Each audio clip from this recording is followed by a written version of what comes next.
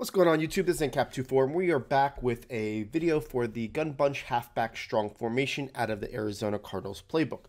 Today we're going to be looking at the play called Z-Spot. It's something that you know from the Madden past that was a very popular play in gun bunch week. They nerfed it, really didn't give that route combination in any other playbook.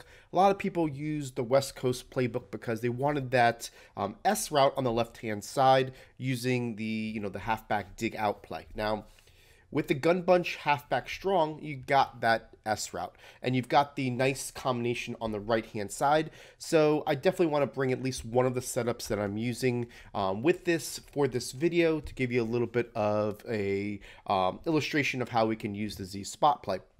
Now it is Friday, which basically means that we've got our full scheme for the halfback or the gun bunch halfback strong at our website. It's going to have 16 additional setups to give you a total of 20 setups for this powerful scheme, and something you can plug in and have a lot of fun with. So let's go take a look at this play and show you the setup that I'm using as one of the setups that I really like. So the setup I like to use is I like to take the tight end and block him. And then I like to put the B on a streak, and then I like to take the running back and put him on a route. The difference between, gun bunch weak and gun bunch halfback strong is the side in which the running back's on. It doesn't make a whole lot of sense for us not to use him in a element where we're going to kind of give a little bit of a different look than most people will see. So having that running back on the right really helps with the delayed route. And what it does, it also brings down anybody in a hard flats. So this flood concept to the right side works really, really well, while basically making them demand on playing a certain style of play. So if you see here, if you're in cloud flats, what you're going to notice is that you're going to be able to drive back those two players with the RB and the B, because the Y basically really hovers right around that line of scrimmage, taking a while to get to the flat. So you're going to be able to kind of give yourself a little bit of a dink and dunk. And I usually get 4 to 5 yards each time, unless I've got a running back that can truck somebody or kind of run them over. I'll get, the additional 3 or 4 yards on that. But let me show you here. All I'm going to do is kind of dump it off to my Y, catch this ball, get to about the 5-yard spot, and you are basically going to take that every single time if they don't put a hard flat presence out there, okay? Whether they're going to man up that running back, whether they're going to put a hard flat out there, if they continue to stay in cloud flats, it doesn't matter what cloud flat it is, you see that that's open, hit that player, get yourself your 5 yards. It's going to be annoying enough now. You're making them have to play what you want them to play. If they go to hard flats, where we're going to go show you hard flats now, you're going to notice that they're playing into our hands, right? Basically to where they have to go ahead and play down, so we're going to throw it to the RB. Now, what's great about this formation is everybody is expecting a cover 3 bomb to the seam, right? So they're going to play their inverted coverage, right? So you're going to see a lot of this. Okay, see hard flats with those corners playing deep halves to protect themselves from the one-play score. So if that's what you're going to see, that's what you want to see, right? So the Y is going to take the hard flat down. You're going to wait for this RB, and now you're going to throw it to him in that little hole. And it's going to be a real headache. And the real headache is not only if they go cloud flats, we throw it to the running back. If they go hard flats, we throw it to the corner route, right? If they try to manually go to the right, now they know that basically, say they want to try to take away the corner, you've got the back side S route, right? So the B does a good job of driving back coverage. Now you're going to be able to kind of throw this ball underneath, and you're going to have that S route, right? So you want a low ball past that.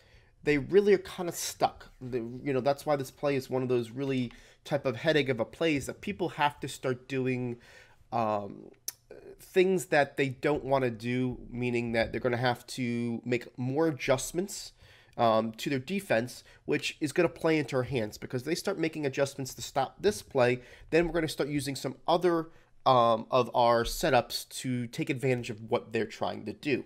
So if you look at this again, what you're going to see is that you just got them in a rock and a hard place when it comes to cover 3, right?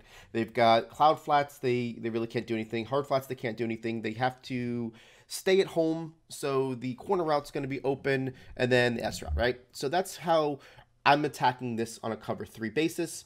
You could always do a quick hike where you put the B on a streak and let the A go to the outside. It's going to work just the same. But I do like it with the running back because to me, with a running back, I typically will have better shot of trucking somebody than a tight end. But yes, once you start getting them to have to make a lot of adjustments, I will go to a quick hike scenario where as I'm walking to this line of scrimmage, I put the B on a streak, and I'm throwing it right here real quickly when it comes to your cloud flats. If it's hard flats, obviously you're going to throw it to the corner route.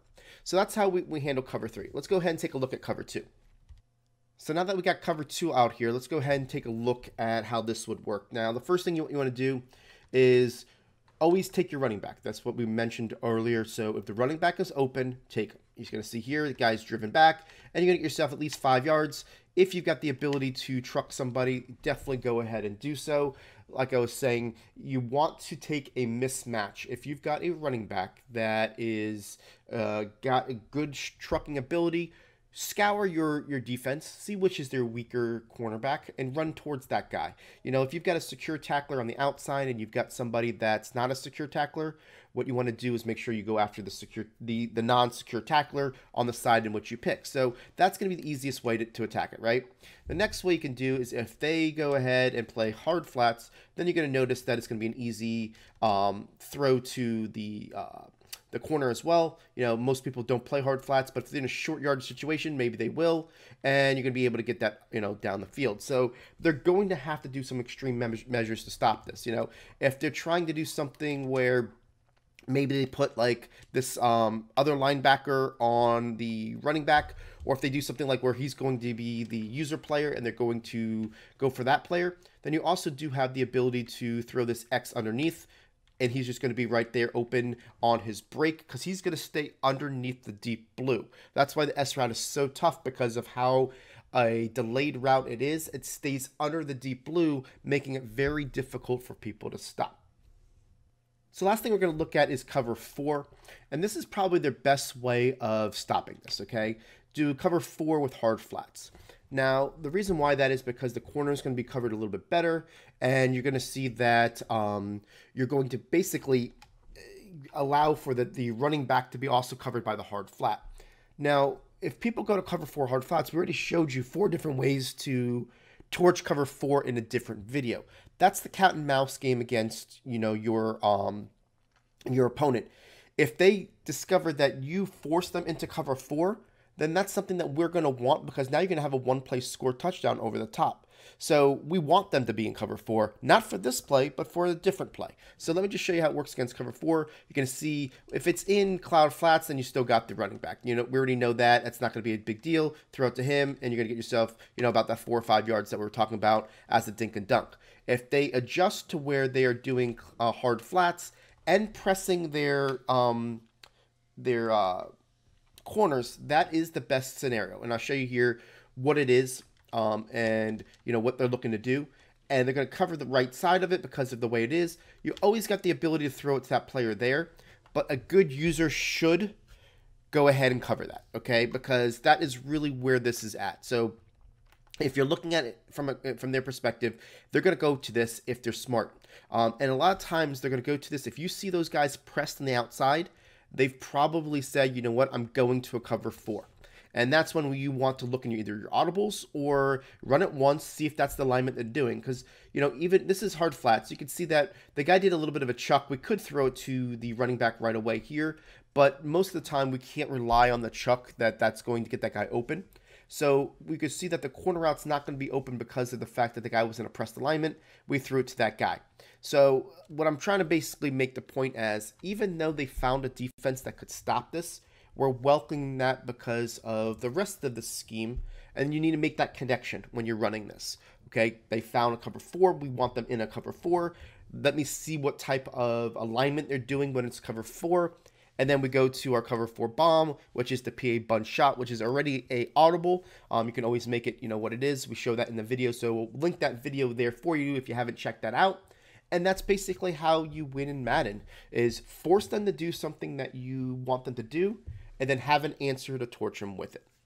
I want to say thank you for everybody that has watched this video all the way to the end. We do appreciate your support. If you got something useful out of this video, go ahead and hit that like button. It does really help us grow our channel.